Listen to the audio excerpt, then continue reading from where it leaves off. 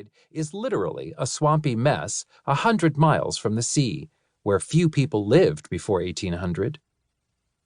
New York City, on the other hand, is surrounded by broad and navigable rivers, protected by a series of barrier islands, and sits only 7 nautical miles from the open ocean. You would be hard-pressed to create a more ideal natural setting for a harbor city if you tried. Things were even better on land, where there were fortunes to be made. According to American mythology, Europeans came to this continent and this city in search of freedom. And sure, perhaps some did. But money and dreams of wealth played a larger role. After all, the East India Company of the Netherlands didn't finance a permanent New Amsterdam colony in Lower Manhattan just for the sake of liberty. The British didn't later wrestle that colony away from the Dutch and then make a strategic bid to hold it at all costs against the rebellious Americans just for the sake of freedom. Forget those patriotic fairy tales. Cash ruled everything around Manhattan. And even back in the day, New York City was a moneymaker. Early on, that meant beaver skins, as well as the pelts of otters, mink, and muskrats. Later, it was fish and oysters. More oysters than the world had ever seen. Eventually, that small, original Dutch settlement at the tip of southern Manhattan spread out in every direction, including up.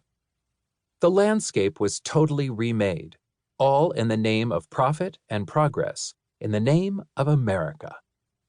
There was so much to be had back then that the supply seemed endless. There was no sense in worrying for the future. Forbearance, prudence, conservation? Forget about it. The trash could be burned, tossed into the wetlands, hauled out to sea, or better yet, dealt with later. Surely the good times of natural prosperity, free from want, consequence, and repercussion, would last forever. As the story goes, though, things went to shit. In some cases, literally. The harbor was overfished and simultaneously inundated with human waste. The forests were cut down. The streams were paved over. The beavers were trapped, replaced with litter in their river habitats should they ever consider returning. The air was poisoned. Many birds were driven to the brink of extinction. The natural borders of the shoreline were pushed out until one constant bulkhead emerged, destroying countless habitats while leaving the city needlessly vulnerable to flooding. And the garbage, it was piled hundreds of feet high, higher than the Statue of Liberty, until finally the landscape was unsuitable for the natural world and barely any better for humans. Incredibly, in that relatively short period of 350 years between the arrival of the Dutch to the end of the 1960s, New York City, once an ecological and natural gem, the likes of which had never been seen before, was all but ruined. By the time landmark environmental regulations, such as the Clean Water Act of 1972, were enacted, a cross-species urban exodus was already underway. Indeed, it wasn't just the animals that were leaving. New York City's human population declined in the 1970s, for the first and only time in its history, or at least since as long as such records have been kept. Many refer to this period as the city's dark days, when those who could afford to do so left for the suburbs, and those who remained endured a diseased city, a bruised apple rotting to its core. Pollution and environmental degradation were only part of the story, but by no means did they play an insignificant role in this blighted chapter of New York history. Nobody wanted to live in this mess, not the people, and certainly not the animals.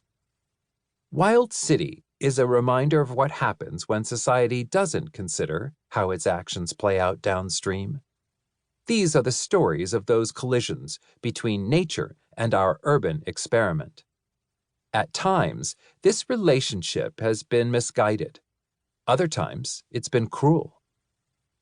There have been quite a few surprises and plenty of unintended consequences.